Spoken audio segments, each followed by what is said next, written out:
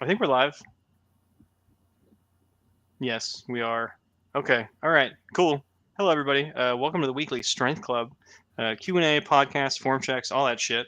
Today we're talking about the starting strength seminar, all the happenings that happened to that. We have to cover some dog incidences as well. There's a lot going on. There How's it going, is. Chase? Doing well. Doing well, man. I survived the seminar without my brain being totally mushed. It is, pretty taxing. Just you're sitting down, you're being just subjected to a lot of material and it's information overload, but Mm-hmm. um, Oh, it's Jeff's it's here. still fun. Jeff, are you going to a starting strength seminar at some point? What's going on with that, man? I'm going to leave the PAL posting up the entire time. But yeah, so the seminar in Wichita Falls, starting strength seminar, was a lot. I forgot how much information they provide to a lifter in one single dosing across the weekend. There were a bunch of people there who were like very much so not taking notes and just kind of chilling, and there were other people also fervorously like the entire time. Yeah.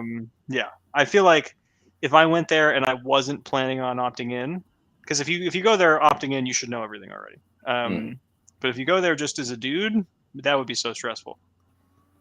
Oh yeah. Oh yeah. And it always blows my mind. Like you get coaches or people who were going for those that coaching credential, and they haven't read the book yet. And it's like, how do you think in any way possible that you're going to pass today?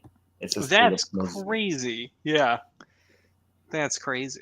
Like I was thinking that I would have to know such obscure shit from those books. I was like, I should hmm probably have a loose memory of how they make the lifting platform and squat rack at the end of the book. I was like, I should probably have that yeah. somewhat memorized in case that comes up. hmm Jeff said, "Don't think you guys will end up in California. Doubtful at best on attending one. You should head out to what gyms do we have in California? There's Strength Co. That's in Irvine, right? They have two locations, so They I have think two. one of them's in. Yeah, so they have one in. Oh man, my geology of California is terrible, but I think I Let's want to say find this out. Orange County, but Orange County is just a fucking huge landmass. And then, yeah, I think Irvine too. All right, here we go. We're going to locations: Villa Park and Costa Mesa. Whatever those words Yeah, mean, man. Unsure. Oh, to all the MJDC here. Californias listening, y'all know where that is. Hey y'all, MJ, we got a few videos for you, dude. Where we'll be going over this podcast. I think we have a press from you, I believe, and then maybe one other one, if I remember correctly. I'm not sure. No, press and some squats and mid some bench. We just don't have a deadlift from you. That's really it. Here we go. What a Teo. Excuse me, not Tejo. It is Teo. We have to remember that, Chase. Teo. Teo. Paying a couple $1,000 just to wing it seems like a good idea. Yeah. I remember the times when I went, there were people people who were opting in, who were just kind of assumed it was like a CrossFit-esque attendance kind of Yeah, coach whatever thing, and it was crazy. It was crazy to see that in person.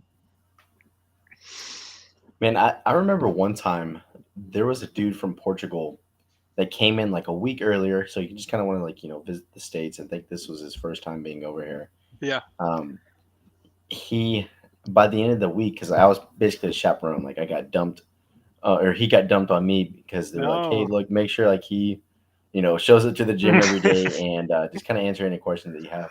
I was all right, cool, whatever. But kind of at the end of the week before the seminar, he's like, yeah, I think I want to start, I want to go for this coaching credential. I'm like, okay, well, have you read the books? He goes, no, I'm just, I think I can do it though. I'm like, well, What I the? think you need to start reading the books as soon as possible. So the gym has just Mhm. copies of books laying around. Yeah. And I remember one afternoon, I think this was the Friday before, or no, the Friday of the seminar, but he was sat down around like 9 a.m. and was reading the whole entire book before the seminar. I'm like, there's That's no awesome. fucking way. Yeah, I mean, he was dedicated, but just not Imagine if he thinking was through his that dedication. dedicated, but for like a week longer. He would have Yeah, I had. know. He probably would have done better, but no, man. You could Uh, see it like as soon as he stepped on the platform for the squat, fuck, it was rough. Cool dude 71. Music is loud as hell at my gym. We'll have to catch up afterwards. I hope you were able to get to my squat and deadlift. Cool dude, which one was you? Are you Kyle? Are you Jonathan? Dox yourself for us, cool dude. Let us know, man. You could be Leo or Wilt. I'm not sure. We got a good bit of videos this time. Wilt. And then MJ, you can post that in the chat if you're okay. With other people clicking on it and then seeing your Google link. I don't have your deadlift in here. I don't think. Yeah, I don't have your deadlift.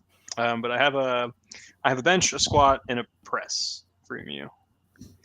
But yeah, Chase, what's going on with this channel? Let's hear your pitch for this channel. What happens here, Chase?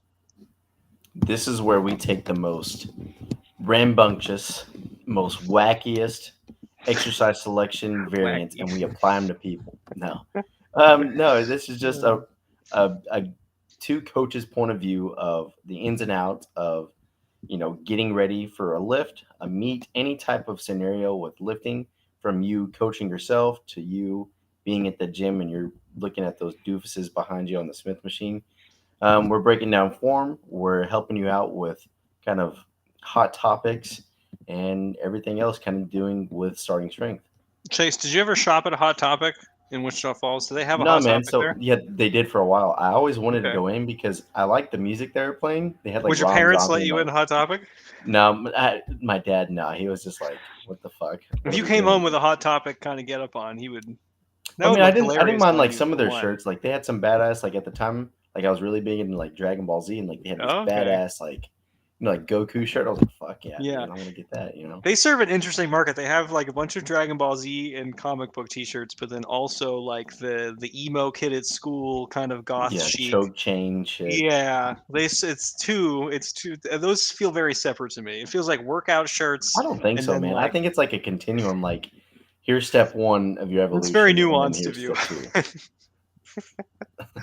Oh man, but this is the Strength Club podcast / show. If you just search our YouTube page for any of the shit that you're interested in, chances are we have covered it at some point. We have like 100 some episodes, I think. Do we? I don't know. I could be talking out my ass here. I can't believe that 100 something episodes. No, let's find out. Well, because it's like Mick used to put 70. Mick used to put up those little clips. Oh yeah, that's right. Yeah, so we have 183 videos, but if I click on past live streams, there is no way for me to tell exactly how many there are. Wait, 1, 2. You're gonna all have to sit and watch me count for this whole thing.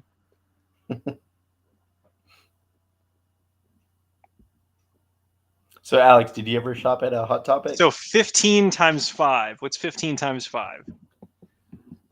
So 30, 60, we have 75, 77 shows, 77 total live streams. Yeah, shout out to the goth kids, MJ. MJ, were you goth at some point? You'd be a good goth. I wish more people were still actively goth in 2022. I don't see it anymore. No, man, it's just it's gone. Segregated into own little groups. I don't know. But we have that is a lot, Chase. Jesus, 77. Man. But yeah, it's been on for a little bit over a year. But we have good episodes on the squat, bench, deadlift, press, all that stuff. Yeah, this is the real. That's it. I don't want to be goth, but I did have a crush on goth girls. They are, man. They're thick. They're a good complement of thick. It is a refined taste. Is Phoebe going to be goth soon, Chase? God, I hope. You know, Hot Topic Phoebe. But is there such a thing as like black goths? I've never black seen goth that. Girl. I'll look it up. We'll also check this out. That is a unicorn, if that's true. Hold on. You guys are not allowed to see my screen for this one. But Chase, I did look it up, and they certainly do exist. Wow. That's what we should call this one. We should call it Black Goth Girls Edition. This is what I think. Yeah. I think this episode should be. No, we're talking about the seminar. That's it. G-Lock and Johnny G here. Well, that's actually, I've seen some Black Goth girls here. In California? That's interesting. I wouldn't think California would have a large amount of goths. Johnny I wouldn't either. How's it going? Travis Reed, haven't seen him in a hot minute. Good to be back, man. Send in some videos, Travis. We'll see how the lifts are doing. But yeah, we have episodes on a bunch of stuff. All the programming ones are my favorite because I nerd the fuck out about programming. A bunch of good ones on the lifts, accessories, pain and movement, programming, how to end your LP, all that jazz. So poke around if you are new, and if you are here before, welcome back. Do you want to start with videos, Chase? Do you want to talk more about the seminar? We can talk a little bit about the seminar, kind of Okay. help cut some time off. But yeah, so the seminar is basically everything in the blue book distilled down to 3 days. It's just a There's concentrated shot, basically. Yeah, Yeah. there is. Mm-hmm. So this is, let's take it in like two viewpoints here. We have the viewpoint of just the person who wants to get better at their own lifting or just engrossed into more material of it. And that person, they come in and they're just kind of sitting down expecting to learn from the materials that we're presenting, but they actually learn a lot more from them coaching on the platform. And it doesn't always sound like that. Usually, what I do as the staff coach is that whenever we tell someone, "Hey, you're coaching Bob over here," he ends up not coaching Bob, and I have to do all the coaching, and they just kind of sit back and look, which I hate because I feel like again, I want you to learn more, and I can use you as a puppet. I'll kind of like put you in a good position where you could see and be like, "Look, make Bob lean over," so tell him to lean over, Yeah, and we hopefully would be that kind of there like for helps. like 3 days if everyone had to Yeah, it actually would. coach, just for the squat. Yeah. Luckily, the people who go tend to have more than a passing interest. Hmm. I would say there are a few people who were, I would say less than 5, who were just like, oh, I just started lifting and I just wanted the best experience immediately. Most of Yeah, them I have been agree. like, I've been lifting for a while. I think I have good form. I like sharing this with people, like, very interested in the material. So it's like, it's not the first time they've heard about how to low bar squat. There were some people there who were just fresh off the boat, basically. Um, are Johnny G and Jeff Reagans? Jeff, do you just have 2 laptops out? Is that what's happening? Are you just talking to yourself in our chat under your pseudonym? Yeah, you guys can meet up, get on the same webcam, and then we'll invite you to the stream, and then you can be a bubble. Look at this, man. We're just making friendships I here in know, the group, man. in the Everybody's chat. Hell getting yeah. together. We have a surprising amount of people from South America, or it could just be the same guy. We're just forgetting who it is. But there's Who Portugal, knows? Argentina. It's everybody. Oh, that's a good question, Travis. One of them's here. This is one of them. Whoop. Yep, Yeah. that was me. Mm-hmm. So we actually had a far less number of people due to like the unforeseeable weather events that were happening in the nation here. Um, it was me. There was a coach named Phil Majors out of Omaha, Nebraska. There is Nick Delgadillo, which is his home base is Wichita Falls, and then a coach from Houston, which his name is Josh Wells. And Which one was your usually, favorite? I can't tell you. Come on. Probably Rip. It's probably Phil. No, man, Phil is hard to hate. You cannot hate that dude. He's really awesome. I think so. Oh, it's Johnny. It's Hard Gains. For some reason, I think Johnny G has like 3 Google accounts logged into YouTube, and it's under multiple ones whenever he's pops into the chat. He's helping Yeah, our views, man. Jeff Riggins, you can go get hard with Johnny G, man. um, but yeah, those are the staff coaches. The staff coaches are all very high caliber. Like they know how to fix things when they see them, which is nice. There you go. So Grant and Pete weren't there. Did anyone bring a ham, Chase? No, man. Grant Brogy Mm-hmm. from Strength Coast started bringing Country a leg. hams. Yeah, so yeah, smoked ham, and man, those things are fucking good. But of course, we don't have anyone there that was considerate enough of buying us food or anything. I mean, Carmen made beans, which are fucking pretty good, but yeah, usually like you know, Brent will bring something in. Brent Carter will bring in some like weird concoction that he's making, and it smells pretty fucking good. He doesn't really share, but at least he appeases us with that aroma. But yeah, Mm. Grant's a real fucking badass for bringing in that country ham. Bringing the hams. Does he buy it locally or does he take it with the No, airport? you can't. Dude, there's no fucking hams in Wichita Falls, No except for like hams in Wichita Falls. there's probably like in Walmart, but there's not. It's not the same caliber. This is So like he brings it with him. no. He gets it shipped to Wichita Falls. So this is like a company out Mm. of like the Tennessee region or kind of more to the East Coast, and yeah, he just ships it to the gym address, and we have it there usually right at Friday, and we just fucking start hacking it apart. I went to the wrong fucking seminar, man. Yeah, you did. You fucked Damn, up. that's terrible. G Lock, he said 8 viewers, 3 of them are me, so that's unlikely. That's really funny. I laughed. But yeah, seminar was pretty cool. Who was the hardest lifter that you had to work with there, Chase? I don't think we talked about this. Hmm. Did you have any like very hard cases? Do you think? The dude that's kind of coming to mind was a guy I had on my power clean platform, but he was just very new. This was his Was it bendy arms? yeah. So Okay. this was like his. What did he say? Like he's only been doing this like a week, 2 weeks. He was a cross country guy. He just Yeah. ran forever. He like unironically, I think he was probably 5'6", maybe Mhm. 110 pounds. Oh, he was very small. Very, He was very one of small. the most narrow people in the whole world. Mhm. He made me feel like I had wide shoulders, which is hard to do. Yeah. um, yeah, he made me look like Chase. But like Um, it was a yeah. struggle because that guy, due to his stature and his lean muscle mass, just basically how he's built in general, like he had no muscle at all. To get him to set his back was just like impossible because he had no back musculature. And then for the power clean, not only do we have to get him set up just like how we do on the deadlift, but getting him to realize like don't use your arms on the jump, hmm don't arm pull. It was a little bit tricky. Yeah, it was interesting because he's a runner, so you'd be like, oh, lower body. He probably can Mhm. figure things out with his lower body. But basically, as soon as he got in the jump position, he would just cock his arms would be here. He would just pull them in immediately, and Mhm. then he would feel like he was okay to jump. It was a very interesting one. I liked watching Chase's platform the best. Chase had the most interesting lifters, I think, for sure. You just do that because you like me. But also that no, but you kind of had the We have um, all the lifters. That's the thing. I mean, we all kind of just. It's all on a I'm talking about rotation. on the So power clean. I mean. gotcha. Okay. Yeah, Okay. so like there was one power clean platform where everyone was power cleaning like 100 kilos and up. Everyone was just like good at the power clean. Hmm. And then there were some other power clean ones that were a little more interesting, but you had the most interesting one of the power clean for hands down for sure. Yeah. Yeah, No doubt. yeah, they did that on purpose for sure. Oh yeah. Yeah, Johnny G. He said, last time you said my knees were back on my squat. Can't believe I never realized that. Thanks, Alex. Yeah, absolutely, dude.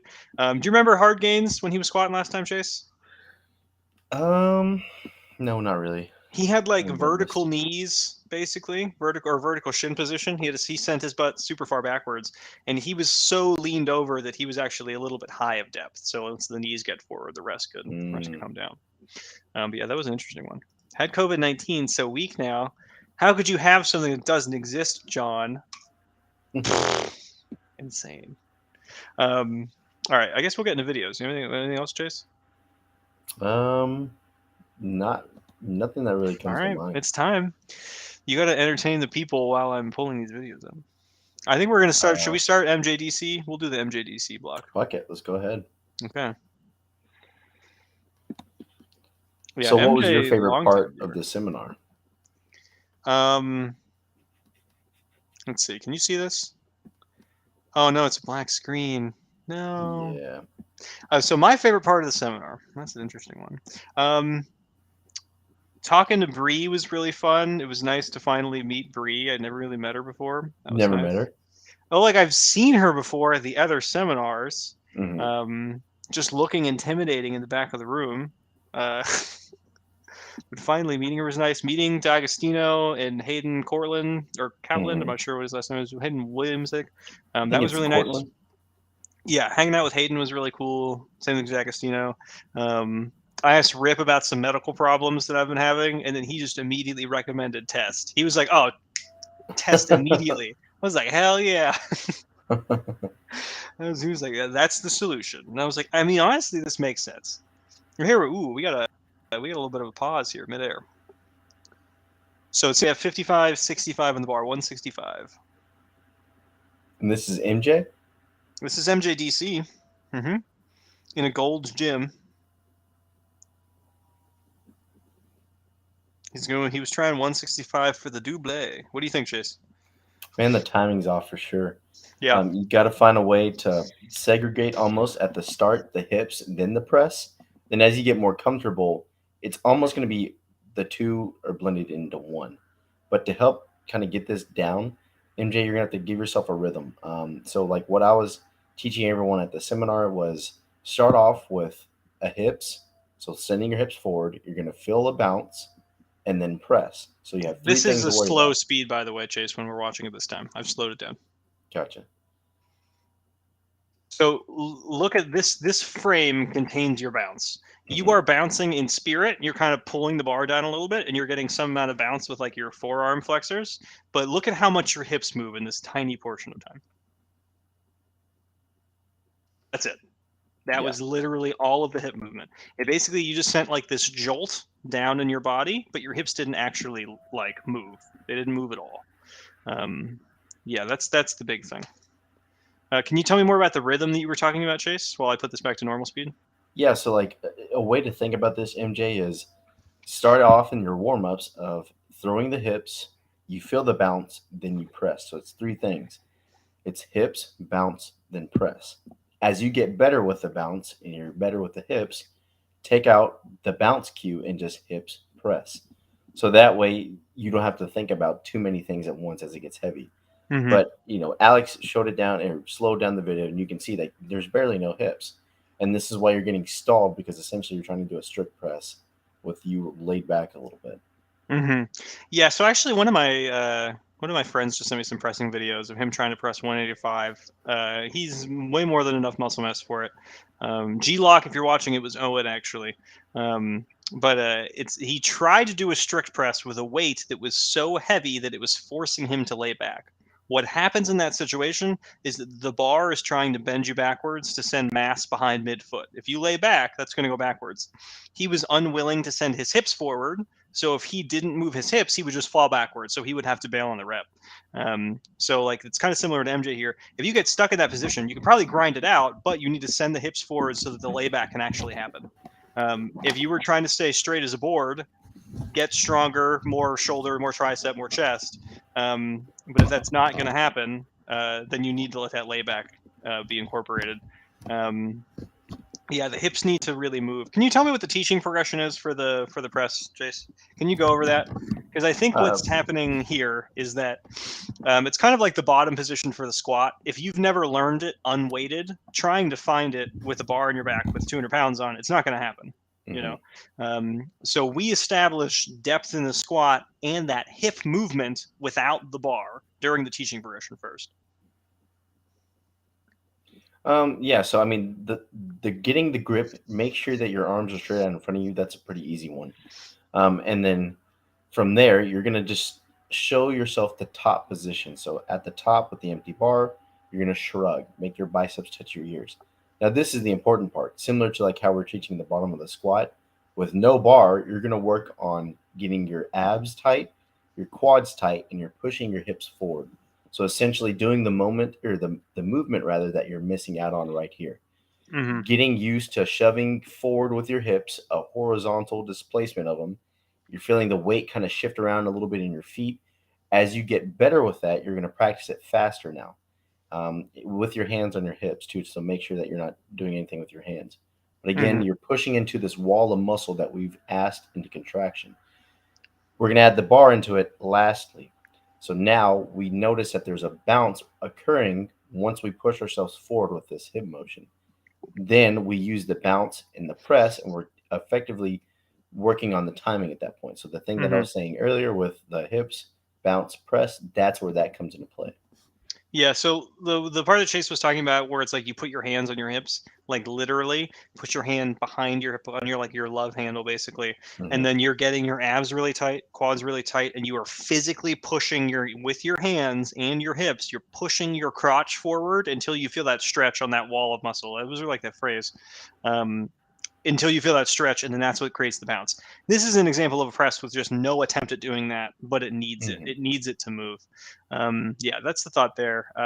Let's talk about this question from Dupe. That's a really good name. I like that name. Talk about Dupe's question, and then we'll go to the next video. So, Dupe, have either of you guys worked with anyone with a leg length discrepancy? Any tips for dealing with it? Dupe, this is kind of a man. There's several ways about this. So, if you have a client that knows for certain, like he's actually had this thing measured, and he is, let's say, off like a half an inch on his left side, and it's his femoral discrepancy, And by the way, then to pause real quick, for people who are unaware of this, half an inch is large mhm, in the very realm large. of discrepancies. Okay, so whenever Chase is saying this, he's saying it's like a serious one. It's not like a Mhm. kind of a tiny one. So there's different ways of handling that. He either has to wear an orthopedic in a shoe or even like an altered heel height. You're going to stagger his stance a little bit to where his hips are not even whenever you see it from the behind, if it's a femoral discrepancy, and you're going to have to shim it too. Just find a shim that works. The height.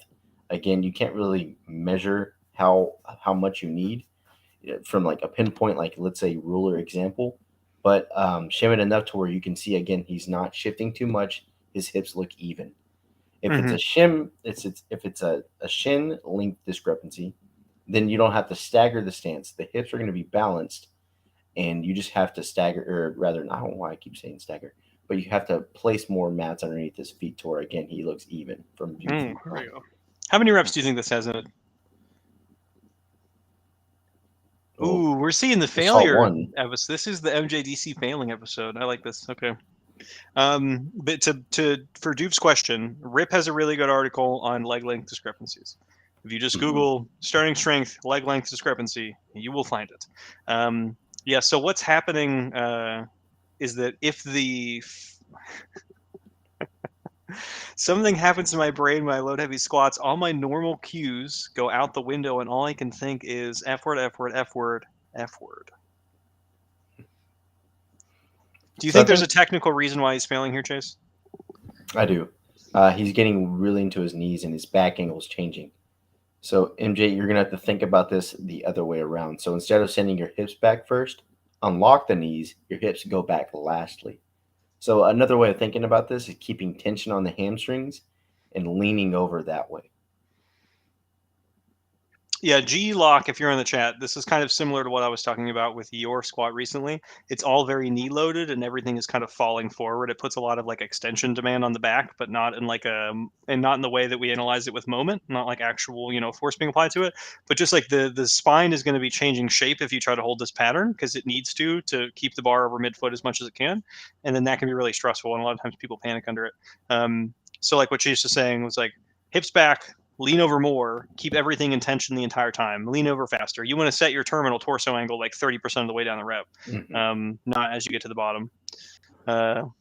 G-Lock has never squatted before, ever. Yeah, it was like, what was it, 3-4 days ago? I'm not sure. But yeah, Dupe. Go ahead, Chase, sorry. I was going to just kind of relay back to what MJ was saying about visualizing a cue whenever it's heavy. You got to distill it down to one thing. So if you're thinking about 3 things at your work set, you're fucking up. So the master cue here is to stay in balance, right? But to do that, you're gonna have to freeze the knees. So probably freezing the knees is gonna work best for you here. Yeah, keeping the knee position stationary because like basically he hits a little bit below depth here and then he sinks past it. So we'll watch this again, gang. But yeah, so he's at depth now, but then as you can see, like if you look at where his knee is in space, it's gonna boop forward again, and then he'll come back up and bounce off it. So it's like it can be somewhat beneficial because you can get a bounce off your gastrocs and Achilles, but the risk of what happening is that you just end up getting too vertical and you have to bail. Like a lifter who can get away with that bounce really well is like Clarence Kennedy. He does that a lot. He rockets to the bottom of the squat, jams his knee forward, and he can use that bounce because he's athletic. If you are not, unfortunately, it is not a really good strategy to use. Yeah, MJ. I wonder if we're going to see failures in the other 2 MJ lifts. I'm not sure.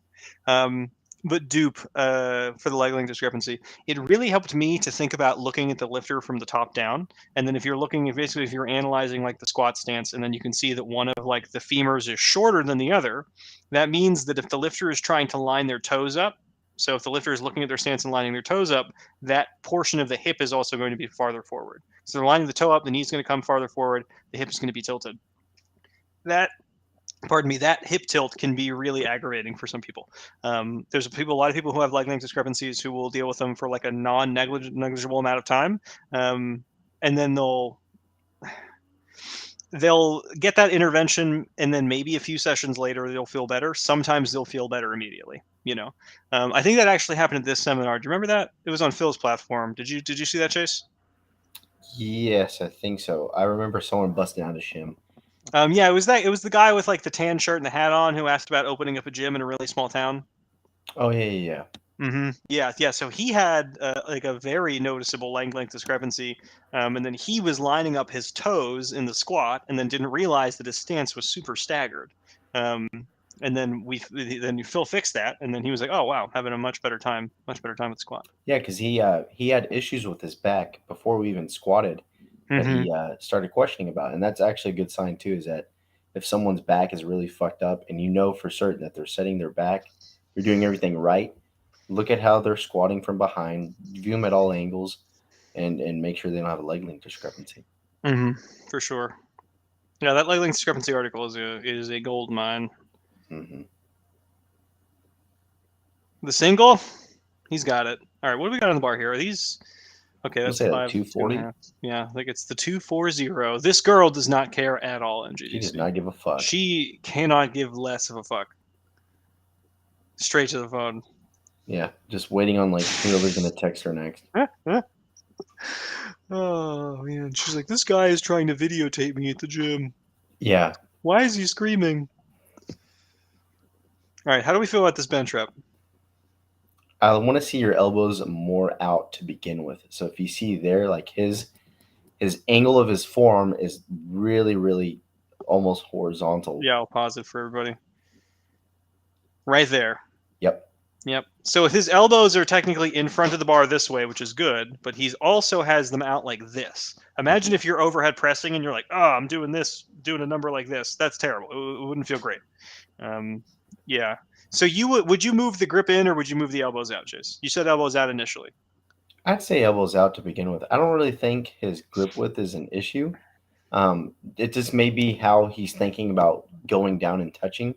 So think about MJ pulling back your shoulder blades and meeting the bar with your chest, and your elbows are just going to go out to the sides. Don't even worry about bringing them in or anything to do with the elbows. Just know that they're going to go out, but your shoulder blades are going to remain tight and your chest is going to be arched. So look at where your elbow position is once you get past the sticking point, MJ, right? So you had to really fight for it. The bar is going to start moving again once your pecs are back in the game and the elbows have now come out. There's like this lot of like boomer lore about old bench pressing where it's like, oh, the elbows need to stay pinned to the ribs, brother. Everyone's like elbows in the whole time. And then what happens is you actually overdo it. And that's what's happening here. People used to bench press, I don't know, back before the Civil War, where they would be like this. They would just go straight. I'll put to this camera so people can see that. People used to bench press like this. They would basically just go straight down above their nipple line. And then it kind of overcorrected in the other way. And then people started doing these numbers. It's like you can kind of get away with this if you have like a really, really strong shoulder setup and then you have like a big belly to bounce things off of. But for most people, they just want to go down at that nice 45-ish degree angle and everything's totally fine. That's all you need. It's kind of like the squat stance almost. You ever thought about that, Chase? In terms of what? So you know how we want the knee in line with the foot? We don't want the knee shooting in or outside of the foot. It's basically like that. It's like we'll cue knees out. We'll also cue elbows out. We don't want them outside of the grip or we don't want them inside of the grip. Oh, yes, I agree. Yeah. Mm-hmm. Mm-hmm. Dude, speaking of benches, did you see that Iranian dude who benched like 793? Oh, yeah. Raw? Man, that's pretty Fucking sick. insane. Yeah, I know. He looks comical. If it turns out that whole thing is fake, I'd be like, yeah, that makes sense. He just doesn't look like a real human, you know? No, Yeah. not at all. Yeah, Jeff, that's exactly what I'm petitioning for. Jeff said that's why the elbow flare saved Yep. him when he got stuck. Perhaps he should be there at the bottom. The way that I will correct this for people who have had this problem for a long period of time is through pause benching. I'll have them pause at the bottom of the bench, and then they'll be here, and I'll have them readjust their elbow position to the correct setup, and then finish the rep. That seems to work pretty well because they'll understand that they have a better position to pull. Any other parting shots for MJ's bench? No, man, just get someone who's more interested to watch your bench. I know, yeah. Just even if you politely asked her like, hey, can you look excited for me as I'm doing this? Do you think like MJ, is this like your daughter or something? Because I have a hint like this is like your daughter and like. Is this your wife, MJ? Is this a stranger? Yeah, you just dragged her along into the gym and she's like, fuck, what am I doing here? This is his daughter and her boyfriend. Or worst case, it's his wife and her boyfriend. Oh man, that'd be rough. That'd be rough. But he's also cheering you on the spot, so maybe, I don't know, it's a complicated relationship. Here we go. MJ, I will try to create better content. No, total stranger. You could ask them and be like, hey, can you just get hyped up for me real quick? They'd probably say yes. Yeah. Be like, hey, help a brother out. If someone asked me that in a public gym, I would do that.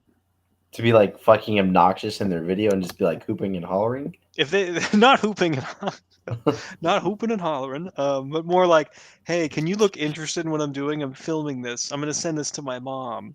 Something like that. I'd be like, oh, totally. Yeah, I'll pretend you're cool.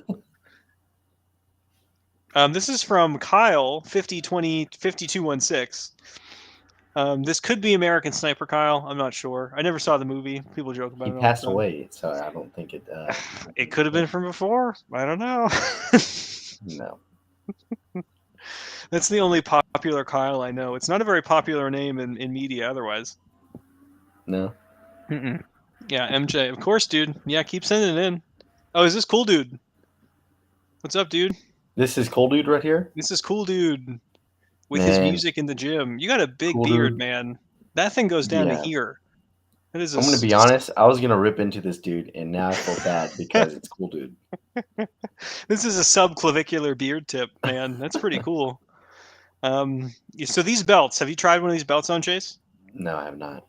I will say, in their defense, they are very comfy. It Well, feels yeah, like because they're not. They don't look rigid at all. someone's coming up and giving you a hug. Here we go. No, but Teo, more like those Ron Your Mountain videos with the posse screaming their brains out. Yeah, man, that would be great. That would be great. If someone asked me to do that, I would pretend. All right, so let's not rip into Cool Dude. So control yourself, Chase. I'm gonna be Control real nice, yourself. man. Cool Dude, you got to learn how to set your back, man. This is no back extension, specifically in the lumbar region, man. So the lumbar extension, you got to figure that out. And also, what may help this is that you may adjust the stance a little bit. Like you're pretty narrow here. Think about maybe widening out the stance about, I would say, an inch here and widening out the toes. Fuck, Yeah. man, did you just bounce that? So I think that was an artifact of me. Okay, good. I was about to say, man, fuck. So if you look at the angle of your shins, you see how they're kind of tilted out, and then your legs aren't even contacting your arms yet. That means you probably have a little bit more space to go out, like Chase was saying. It's like we want vertical, the longest arm position you can manage at the top. Like if someone's looking at you at the top of the deadlift, your arm should be straight up and down. That's kind of our goal. You want the widest stance that you can achieve while within that constraint, basically. Yeah, so you can certainly move the grip out a little bit, or move the stance out. Pardon me. But yeah, more importantly, try taking off the belt and actually setting your back. Yeah. You can use, a beltless deadlift for probably a way longer duration in your programming than what you think so right now, because this is probably the limiting factor right here is just the back extension. I think this is also a little bit behind midfoot, Cool Dude. Mm-hmm. Yeah, I think your hips are too high to start, which is why you're having a hard time setting your back. I think you need to set up slightly farther away. That will give you more time and more space, importantly, to set your back. But you're just not, you don't really do. You're doing a good job of thoracic extension. If this is the best it's going to get, I'm like, hey, just keep working on it. It's kind of a never-ending quest. But you can kind of see from here all the way down, it's not really in good extension. Mm-hmm. It makes for a more consistent pull through and through. I remember seeing some of his squats. I think you sent in some squats through the app a while ago. I'll have to confirm that. I'm not sure. But from what I remember, you had a lot of back extension problems in the squat. I think we also have a squat video from you now, so hopefully that's gotten better. I think this is kind of one of those things where we're looking at it and then we're saying, oh, I think there's a problem here, but we don't know the trajectory, so it's very possible you're improving every session, and this is kind of what we're seeing now. So let's dig in and see if we can find that squat video. Yeah, I do have a squat video. Okay, cool. This works out really well. I think the last time I saw him squat, it was with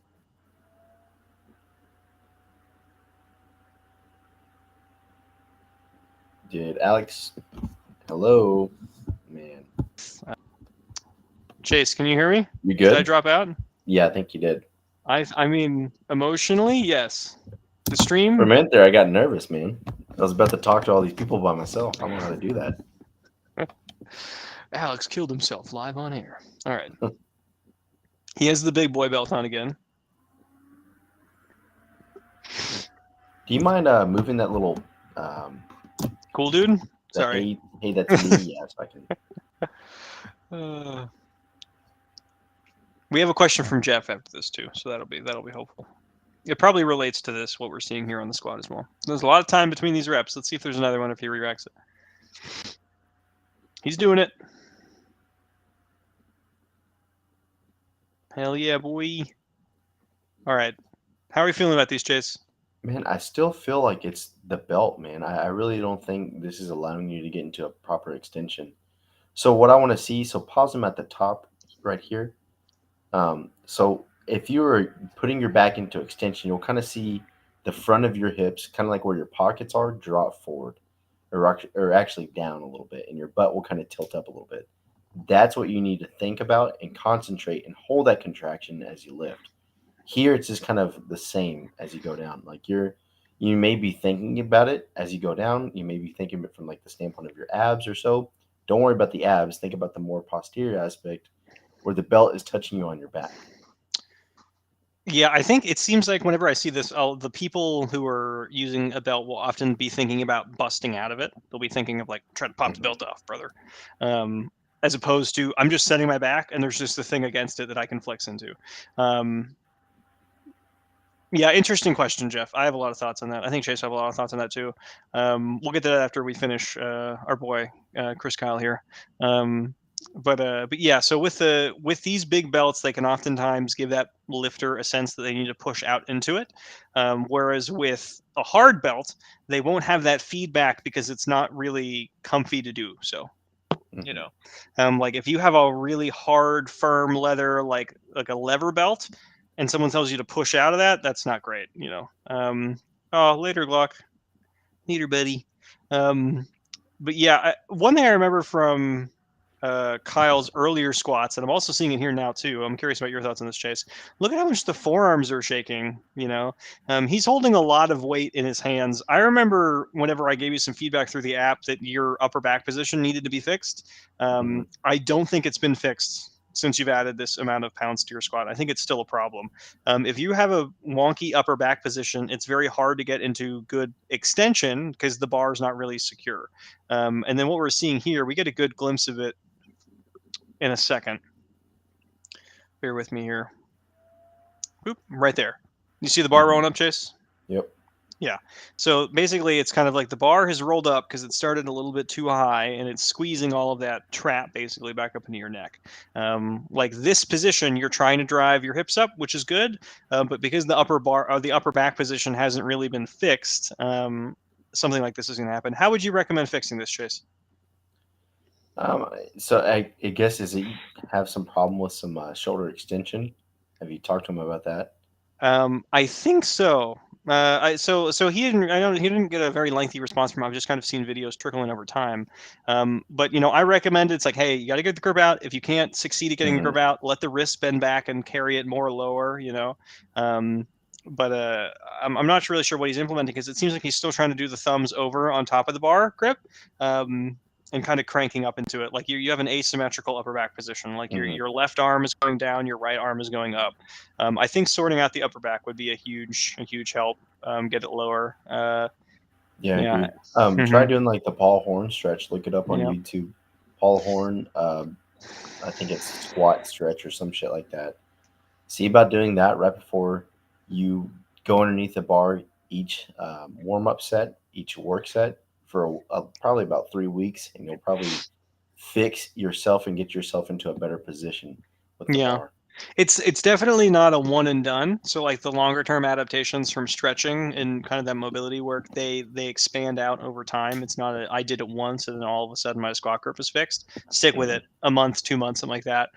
If you need to reorganize your workouts in such a way where you have more time to stretch your shoulders, like do your upper body movement first, do your chin ups first. Let's say if you're doing overhead press and chins, get that out of the way. Do your stretch in between those two movements. By the time you get to your squat, your shoulders will be more opened up because you've already been in the gym for 40 minutes. If you're just trying to go straight to the squat and you're still like stiff and cold and you can't hold the bar in your back, that's not great. But yeah, those are big things of Kyle's squat. Do you want to tackle these questions, man? Yeah. So Jeff Riggins, how common would you say overextension in the lumbar is in males? Had a friend tell me I had anterior pelvic tilt. That's a PT. but it feels fine to me. Also, this is Thinky from face. a yeah, thinking face. This is from a non-lifting viewpoint, just day-to-day posture, but I can still extend it a bit more, so I don't feel it's excessive. And then he went on to say, even to the extent of more than a bit, then it does feel extensive. I can't talk. So just generally curious. Think having ass and erectors may make it look excessive. Do you have any off the cuff thoughts on this, Chase? So my first thought is, I would say that how common lumbar extension or overextension is in males, man, there's hardly any. There's one or there's let's say out of like 100% basis, man, there's probably about like 5 to 3% of the male population that can actually like really set their back hard. But I'm in the that 5%, boys. yeah, and me too. Like, and we're both naturally pretty flexible. Like, we're Hmm. kind of athletic. We've been used to setting our back from sports from day one, right? So we can now control and manipulate our angle of our hips a lot easier. Um, but you're not going to see this with a lot of people going, just out in public and stuff like that. Um, the problem with overextension is that whenever you load it, it becomes a problem. Just how the relationship of the disc are and the vertebrae as you load it. I think if you're a big male and the more muscle mass that you have, let's say you are able to put it into overextension unloaded, it goes into a more proper anatomical position once you have the bar on your back to where it Hmm. kind of fixes itself.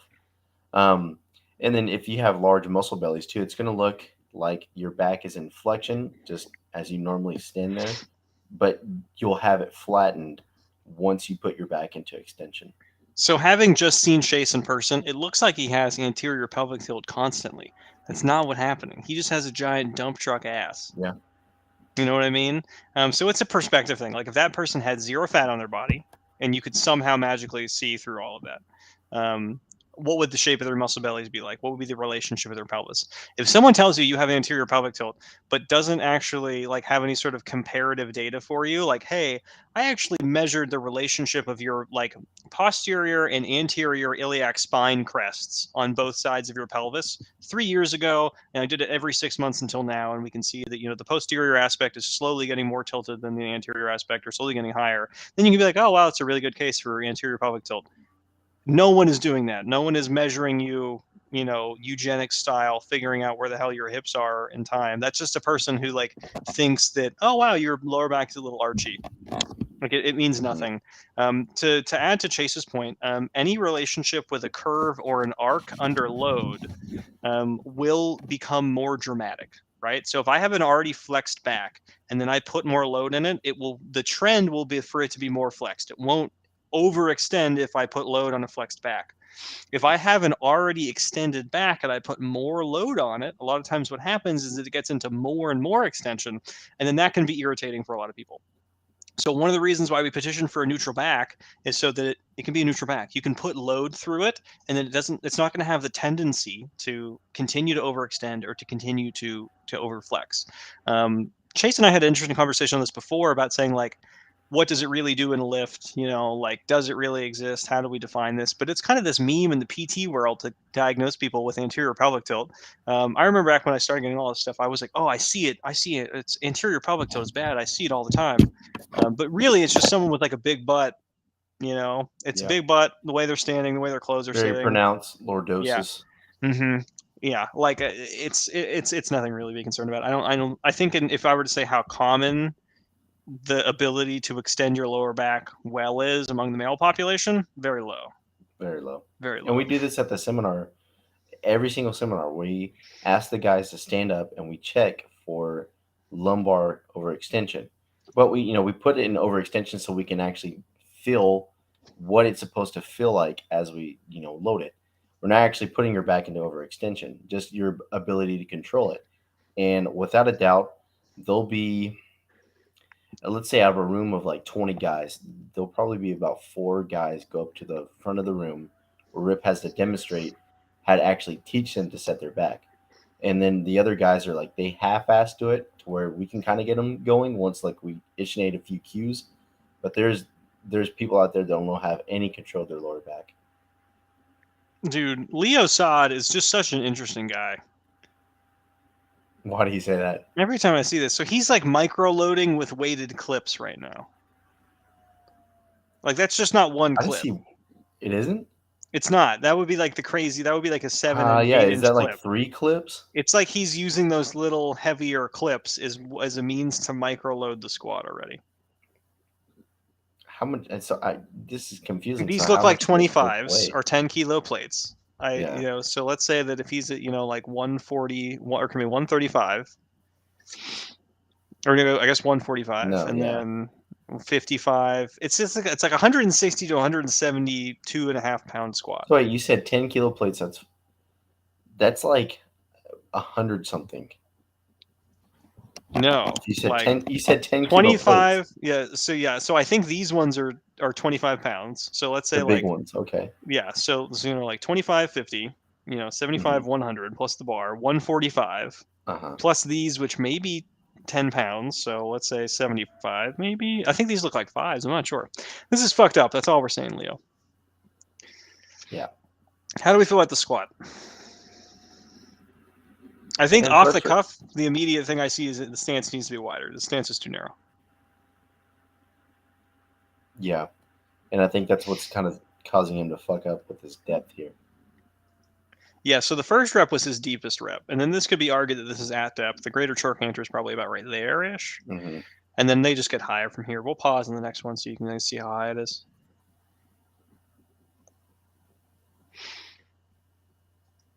Oop. Yeah, that's how it was. Yeah, so you're getting higher and higher each time, Leo. You got to widen that shit up. But this upper back position's nice, right? Yeah, everything else looks pretty damn good, man. Like, I also was going to say, then I think once you hit your balance, you may have trouble kind of, associating this new depth. I'm sorry. So associating this new depth and then finding balance, because you're still kind of a little bit wobbly here with you're getting on your heels on some of it and you're coming up on your toes. So watch out for that as you widen your stance too. Mm-hmm. Yeah, these are really solid. I think this is what I would call a setup error and not a movement error. Like a setup error is my hands are asymmetrical. My stance is too narrow. My stance is too wide. My stance is asymmetrical.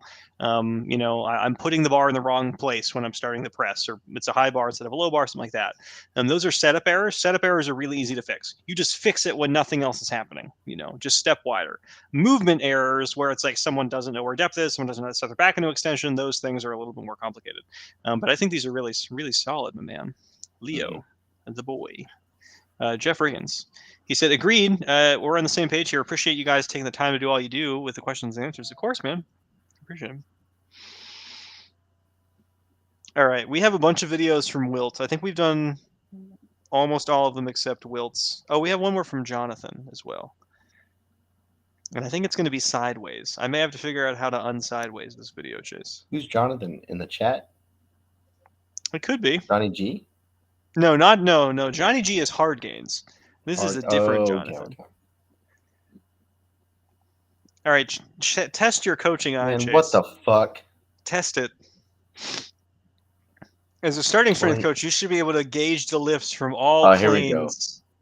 Well, that's a knee bend. This is push presses. Yeah. My man's doing the strict old-timey push presses. Hey, Leo's here. 84 kg. Oh, nice. Nice to see you, Leo. Man, I had high hopes for this guy because he has a starting strength rack. Man. Oh, shit, you're right. Very disappointing. This is the starting strength rack. Good identification. Leo, my man, we got to see you gaining some body weight, dude. Unless you're doing a sport where, I don't think you're doing a weight class sport, but if you're maybe, let's say, doing running or anything where excess weight is, contraindicated. But otherwise, we've been seeing you for quite some time now, and I think it would do you some favors to gain some kilos of muscle mass. How do we feel about this sideways press, Chase? No, he needs to find a way to use his hips, not his knees. So on his stance here, I'd say go wider with your stance, way past like your squat stance, enough to where you can keep your knees locked throughout the whole entire set. And then the bend happening, think about that happening higher. So like send your belly button forward or like your chest forward instead of the lower part of your body going forward. Yeah. So a few things to note here. He's trying to get in a good position with the elbows a little bit forward, the bar at the bottom. Let's try and pause this here. Oop. But his forearms are still angled out. I can't. My external rotation is so piss poor. I can barely even do it. I just can't. I can't really get my hand outside. That's probably something I should work on for grappling, but I just fucking can't do it. But yeah, so he's tilted out like this. That's not great. I would fix the grip to start, and then you can probably figure out how to not move at all. Don't move your lower body at all. What Chase and I were talking about before, a setup error versus a movement error. This is a movement error, and that's just harder. That's harder to deal with overall. But yeah, if you just look up starting strength press, run through all those videos, figure out how to use your hips and not your knees. Have you ever fucked around with a push press, Chase? Yeah, I actually do it a little bit in my my Olympic training. Not a jerk, but just a standard push press. Not out of the rack. This is Okay. just from me. I think I've actually done it to help my jerk. So getting to understand like my hips go back instead of just bending the knees on the jerk has kind of helped a lot. But I haven't done it too much, and I think the only time, actually the heaviest I've gone with it is about like 140. So That's an amount. That's an amount over your head. That's all right. What the problem is that I can press that for reps without push pressing it. So that's the fucked up thing. Oh man, how's the layback on the push press though? It's not there. Okay, well then, I mean, the layback press is a totally different animal. Mm-hmm. Leo Saad said he's restarting strength. That's great. I'm glad you're getting back to it, man. I wonder if the gyms are shut from COVID or what was it. But yeah, it's good. It's good to be back. Good to be back for sure. So once you figure that out, by the way, and here we go. Yeah, certainly with that stance. Do you have any more thoughts on this one, Chase? About the depth without bending my back? Yeah. So Leo, you also may need to think about this as like shoving at your knees too, freeing up that area in between your legs to where your torso can just go down, be totally fine. And this is also going to help due to the fact that you're going to widen your stance as well. Okay, hold on here. We will watch Wilt 1984. Hold on. What is this? That's a speaker. Oh, that's sick. So yeah, usually whenever it plays music, it'll change colors. Do you have one of those? No, I don't. I have a friend that has one. It's not that tight, but it changes colors as like the song is playing. It's pretty cool. Okay. You should tell Phoebe to get you that for Valentine's Day. No. What are your plans, man? You got to tell us that, but we got to do that before the show ends. All right, we will have to wilt here. Leo, thought experiment, or you can just do this right now. Get up, take an incredibly narrow squat stance, feet almost like your deadlift. Let's say 4 inches apart, 8 centimeters if you're in a commie country. Try to sit down and then get to full depth, but relax your back. You'll notice that a little bit past quarter depth, you will have to start bending your spine. What's happening is that your femurs are so long from that position, right? Because your hips are so far backwards, your femurs are basically the longest they're going to possibly be. And then your spine, to keep your weight over midfoot, is going to have to bend. It's going to have to compromise to allow yourself to be put in that position. If you have a very narrow squat stance, unless you can get your knees super far forward, you will have to bend your back. So widen the squat stance and you'll feel a lot better. All right, how would we change Wilt 1984's deadlift here? Man, the first pull that he did actually wasn't bad at all. Right? And as he goes along, he kind of gets more lazy with the setup. He's dropping his ass and he's kind of loading the heels a little bit.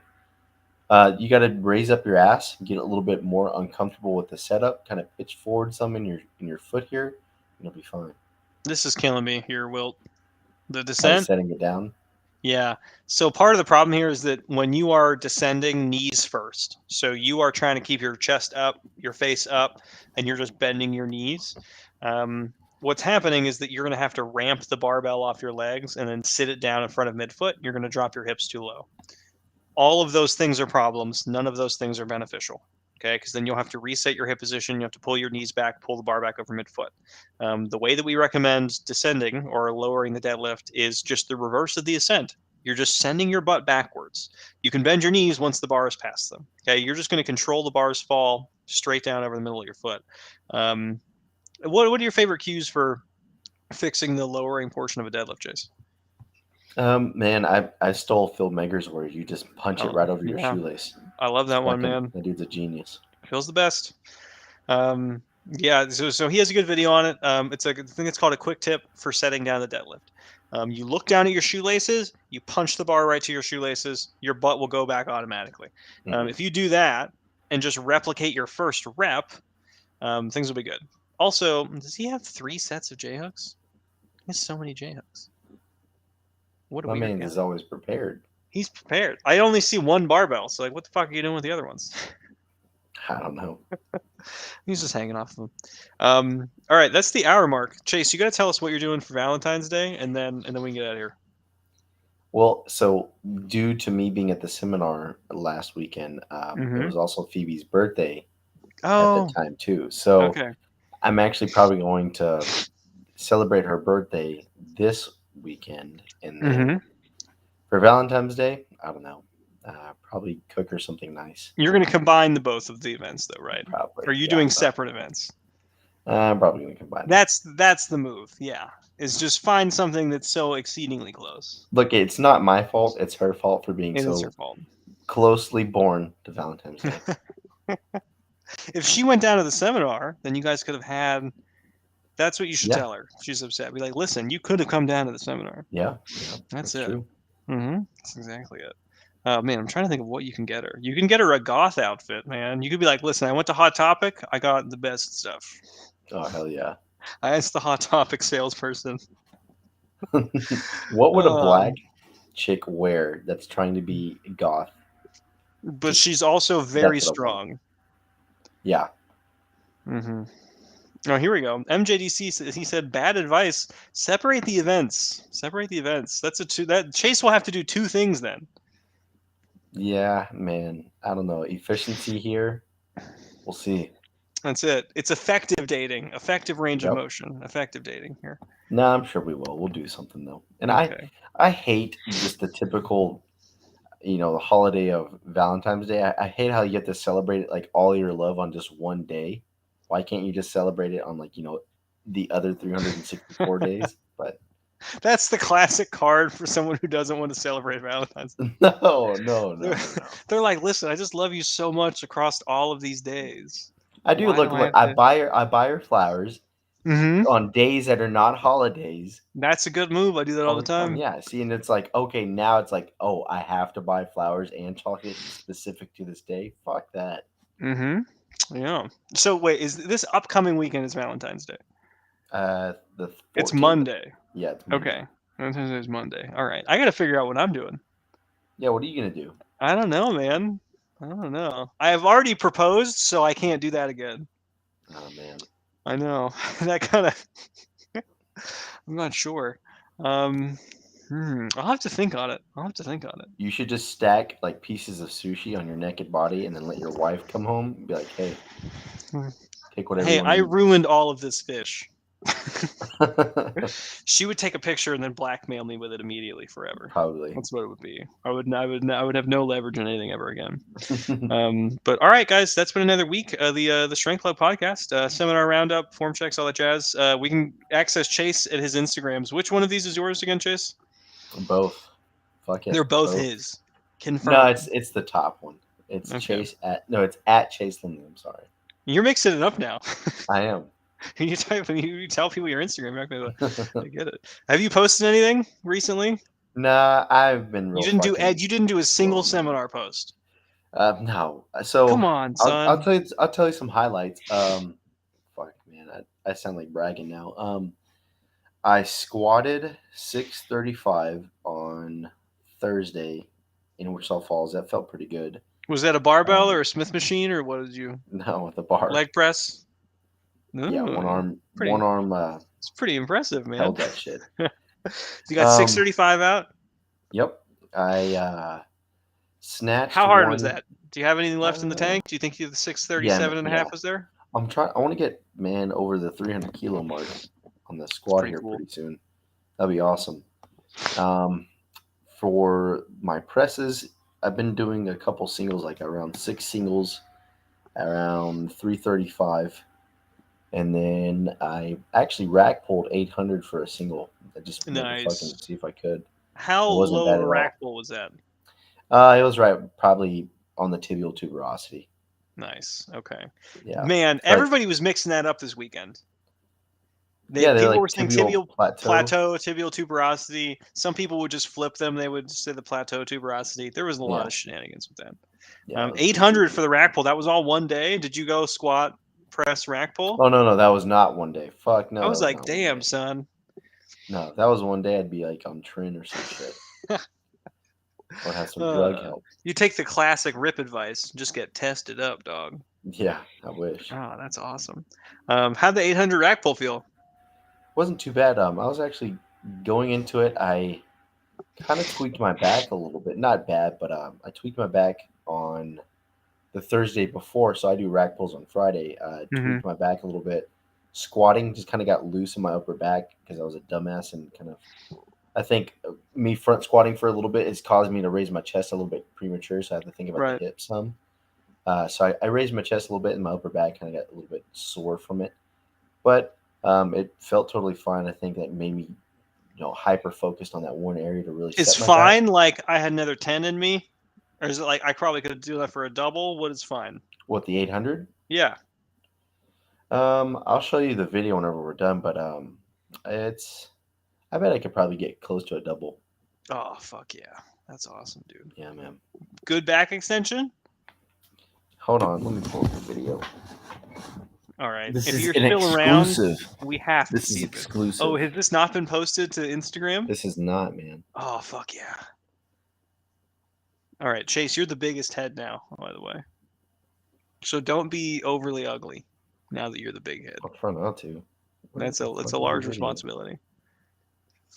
Yeah, I've always had a really high tolerance for being able to round my back in the deadlift or a rack pull because all the grappling sports where we pick up shit with a flexed back the entire time.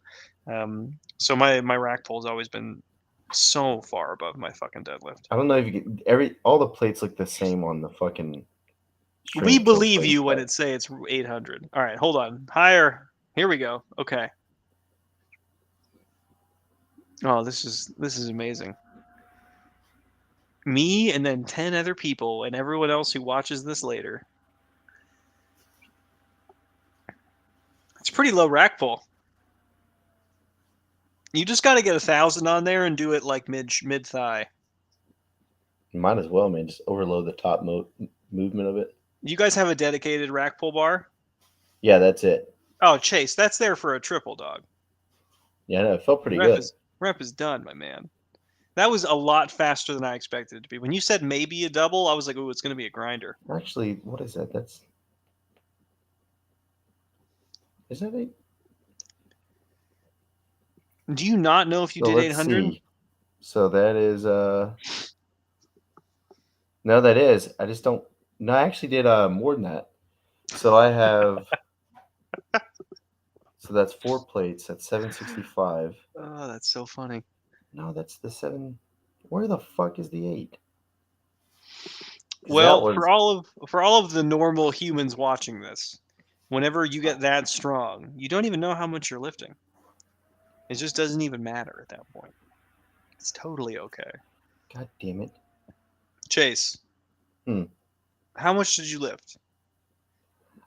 Look, I have to go back and make sure that it was 8 because I feel like I'm lying. Because you were telling everybody it was 8, and then it turned out to be 787 and a half. Yeah. Oh God! All right, we're gonna cut the stream here, folks. It's gonna be a cliffhanger. We will not figure out. Okay, here it goes. Here it goes. This is the actually 8. Yes. Okay. All right. So I just saw the warm up set. This wasn't. Yep, that was the warm up. Hold on. Up and then to your right. Stop. This is how we should do all of our form check videos from now on. I'm gonna hold my phone up to the camera. That way you can see it. I'm not gonna share my screen anymore. All right. So yeah, you see how this is 8 now. Yeah, that looks like a large amount of plates on the bar. Yeah, you still have that for a double, dog. Yeah, that was the 8. I agree. I think that's there for a double. Mm-hmm. How long is what was your work after that? Did you do anything after that, or you just spent? That was it. So I did I did a snatch. I did a clean and jerk. Not heavy. They were kind of shit that day. That's why I was able to go real heavy with that. And then I did some presses that day. Yeah, that was like I think I pressed 6 singles at like 330 or something like that day. Damn, son. Yeah, Chase is a strong guy, everybody. Yeah, I'm all right. The evidence is in. It's pretty sick. You got to post those on Instagram, dude. Yeah. Come on. Yeah. Come on, son. What? Oh, my God. This is so depressing. But, all right, man, everybody. I may just start. We just may start doing exclusive streams, man. We're only if you're our a Chase fan, subscribers. if you're a Chase Lindley fangirl, you got to watch it there.